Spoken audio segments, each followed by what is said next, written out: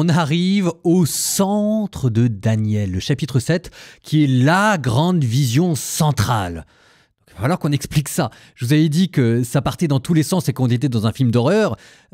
Ça va continuer, sauf que c'est hyper compliqué. En fait, c'est très simple. Tout ce qu'il y a de bizarre et d'effrayant dans l'Apocalypse vient de ce chapitre. Alors, juste une indication pour pas que vous soyez complètement perdus, il y aura 4 monstres qui vont arriver. Il y aura d'abord un lion, qui va symboliser l'Empire babylonien, suivi d'un ours vorace, qui va symboliser l'Empire Mède, suivi d'une panthère, et là, cette fois-ci, ce sera l'Empire perse, et une 4e bête immonde. Et ça, ce sera l'hellénisme, l'empire issu d'Alexandre le Grand. Est-ce que vous vous en souvenez, on avait déjà parlé des grandes étapes de cette valse des empires que le peuple juif en exil va devoir successivement traverser. Donc on est en train de vous dépeindre toute la fresque historique qui va arriver.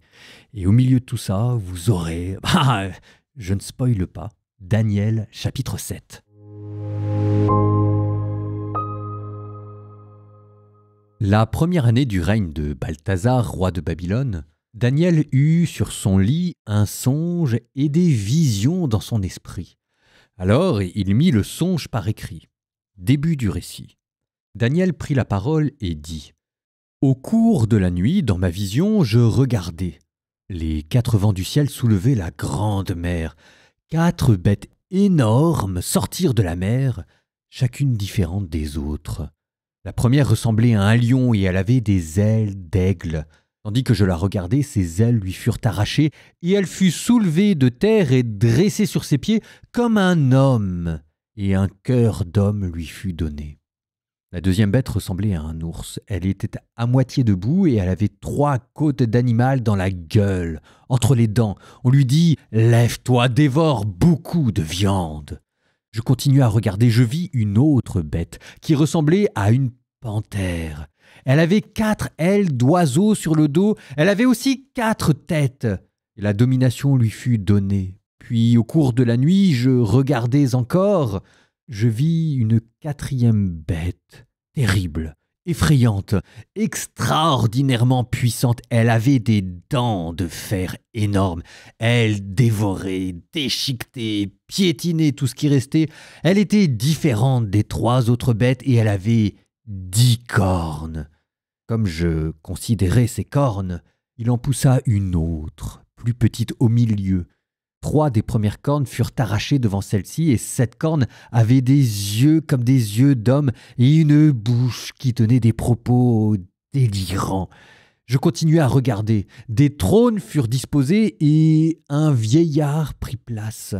Son habit était blanc comme la neige et les cheveux de sa tête comme de la laine immaculée. Son trône était fait de flammes de feu avec des roues de feu ardent. Un fleuve de feu coulait qui jaillissait devant lui. Des milliers de milliers le servaient, des myriades de myriades se tenaient devant lui. Le tribunal prit place et l'on ouvrit des livres.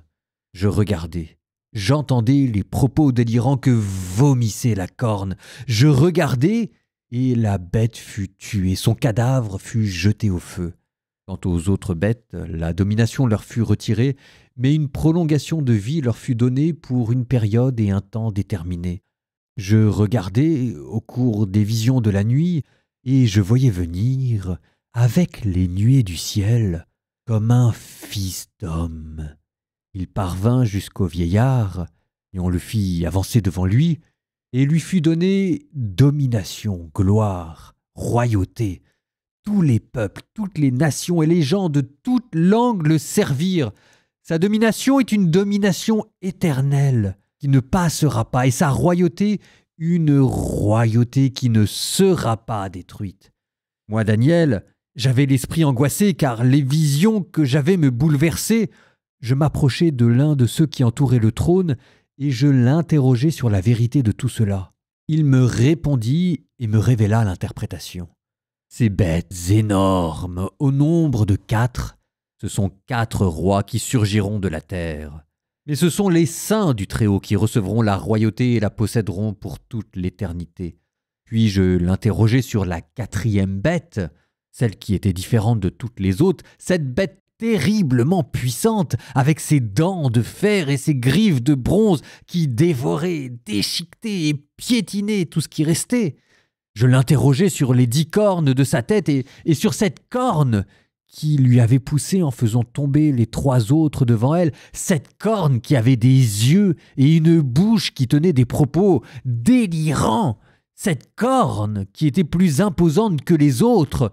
Je l'avais vu faire la guerre aux saints et l'emporter sur eux, jusqu'à la venue du vieillard qui avait prononcé le jugement en faveur des saints du Très-Haut, et le temps était arrivé où les saints avaient pris possession de la royauté. À ces questions, il me fut répondu « La 4e bête, c'est un 4e royaume sur la terre, qui sera différent de tous les royaumes. Il dévorera toute la terre, la piétinera et l'écrasera.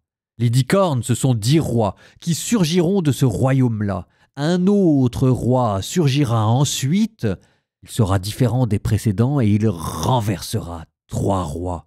Il prononcera des paroles hostiles au Très-Haut, il persécutera les saints du Très-Haut et il entreprendra de changer la date des fêtes et la loi. Les saints seront livrés à son pouvoir pendant un temps, des temps et la moitié d'un temps. Puis le tribunal siégera et la domination sera enlevée à ce royaume qui sera détruit et totalement anéanti. La royauté, la domination et la puissance de tous les royaumes de la terre sont donnés au peuple des saints du Très-Haut. Sa royauté est une royauté éternelle et tous les empires le serviront et lui obéiront. Ici finit le récit. Moi, Daniel, ce que je pensais m'épouvanta fortement et mon visage changea de couleur. Je gardai dans mon cœur ces événements.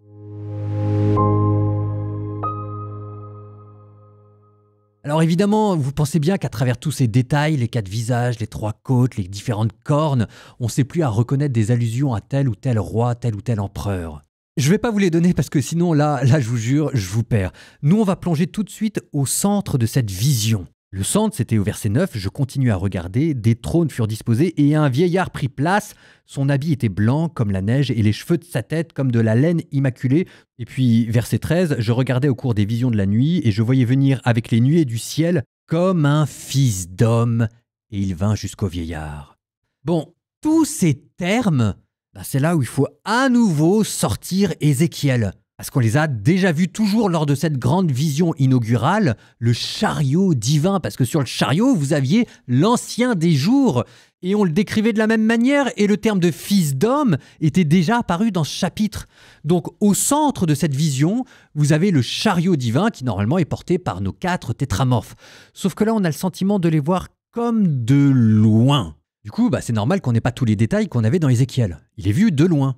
C'est comme si c'était caché à l'arrière-fond de la scène parce que le devant de la scène, lui, est pris par une autre vision extraordinaire et extraordinairement effrayante de ces 4 monstres. Et c'est eux qui occupent le devant de la scène. Alors, ces 4 monstres, ils sont associés à des empires qui vont régner, qui vont se faire la guerre à coups de cornes, de visages, etc. Maintenant, regardez comment ils sont décrits. Le premier monstre est un lion avec des ailes d'aigle. Et on lui donne un cœur d'homme. Alors évidemment, on pense tout de suite à Nabuchodonosor qui s'était transformé en animal. Vous voyez comment est-ce que les chapitres se suivent et s'appellent les uns avec les autres. N'empêche que un lion, un aigle, un homme, ça me fait penser aussi au tétramorphe d'Ézéchiel. Le deuxième monstre, lui, est un ours qui mange de la viande. Un ours, c'est pas carnivore. En fait, mes notes de bas de page me disent que dans la Bible, l'ours est associé au lion. Le troisième monstre, notre panthère, elle a encore des ailes. Tiens, et elle a...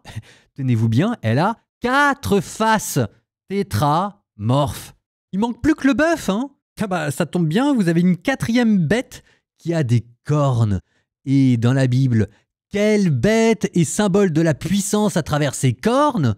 Si jamais c'est pas le taureau, c'est ça l'image du veau d'or. C'est le symbole de la puissance, le buffle qui donne de la corne. Alors, mes notes de bas de page me disent que, à nouveau, ces 10 cornes correspondent à 10 rois successifs.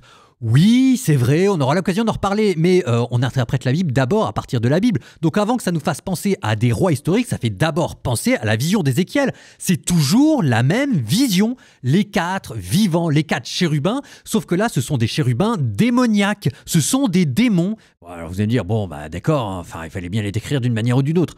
Je crois pas que vous ayez encore vu ce qu'il y avait derrière. Laissez-moi tout remettre dans l'ordre. On a, au loin, un chariot divin, le trône de Dieu, et devant la scène, les 4 bêtes. Eh ben, essayons de les mettre en correspondance et vous allez voir. Notre chariot divin, normalement, tout au-dessus, il y avait un trône qui était posé comme une mer de saphir qui représentait le firmament. Ça, c'était dans Ézéchiel. Bah là, vous l'avez la mer, mais elle est tout en bas. Et la mer n'est plus le symbole du ciel, mais de la mort. Dans Ézéchiel, notre chariot divin, cette mer de saphir, était portée par 4 tétramorphes qui étaient animés d'un souffle d'un esprit. Là, vous avez vu 4 monstres qui venaient de cette mer parce qu'elle était agitée par 4 vents. Mais des vents, cette fois-ci, morbides. Là où je veux en venir, c'est que ces 4 monstres qui surgissent d'une mer agitée par le vent, ça reprend complètement, mais de manière inversée, le chariot, le trône divin. Et bien ici, vous avez la vision d'un trône démoniaque. Il manque juste 2 petites choses à notre trône démoniaque, ce qu'il y a tout en haut et ce qu'il y a tout en bas. Ce qu'il y a tout en bas, c'est ce qui est censé trôner sur ce siège démoniaque, qui est caché dans la mer. Là, on ne vous le décrit pas. Un peu comme dans la religion mésopotamienne où vous aviez Tiamat, la déesse des eaux primordiales du chaos qui, au fond des mers, l'agitait de son haleine de mort pour en faire surgir des hydres, des dragons et des monstres infernaux. Ici, on ne vous décrit pas ce qu'il y a dans la mer. Il faudra attendre l'Apocalypse. Mais n'en doutez pas, il y a quelque chose dans la mer. Donc ça, c'est ce qui manque tout en bas. Et ce qui manque tout en haut, c'est nos roues. Souvenez-vous, dans le chariot divin, il n'y avait pas seulement des tétramorphes, il n'y avait pas seulement un firmament, il n'y avait pas seulement un trône, il y avait des roues qui permettaient à ce trône de se déplacer. Et bien ici, ces roues, elles sont quand même là. Ce sont ces empires humains animés par ces monstres qui vont gouverner la terre. Il y aura des roues, l'empire babylonien, l'empire perse, l'empire hellénique, qui seront portés par des bêtes immondes, des sortes d'antichrists, des puissances démoniaques qui vont les animer, elles-mêmes suscitées par un vent qui vient de la mer, le royaume de la mort. Et dans cette mer, on ne sait pas très bien ce qu'il y a, mais comme une sorte d'être dont on n'ose pas dire le nom. Voilà ce que cette vision, en creusant le sens de notre toute première vision, vous vous souvenez, cette statue avec 4 métaux, quand on creuse de vision en vision, voilà ce qu'on découvre à travers elle. Il n'y a pas seulement un trône divin et un chariot mystique, il y a aussi dans le monde un trône démoniaque, un trône qui agit dans le monde à travers des empires idolâtres et orgueilleux. Ah! Quand je vous disais que notre songe initial, cette statue avec 4 métaux qu'avait vu Daniel, elle allait ensuite devenir quelque chose de totalement hallucinant. Et on n'est pas allé jusqu'au bout de cette vision. On va en reparler, parce qu'on n'a pas encore tout dit, des rapports entre le Fils de l'homme, de ses mondes, de ses bêtes, etc. Le livre de Daniel n'est pas fini. En attendant, il est temps de retourner à notre prière, parce qu'on n'a pas terminé cette prière des 3 jeunes gens dans la fournaise. On continue. Au nom du Père et du Fils et du Saint-Esprit. Amen. Puis d'une seule voix, les 3 jeunes gens se mirent à louer, à glorifier, à bénir Dieu en disant « Béni sois-tu, Seigneur, Dieu de nos pères. À toi louange et gloire éternellement. Béni soit le nom très saint de ta gloire. À toi louange et gloire éternellement. Béni sois-tu dans ton saint temple de gloire. À toi louange et gloire éternellement.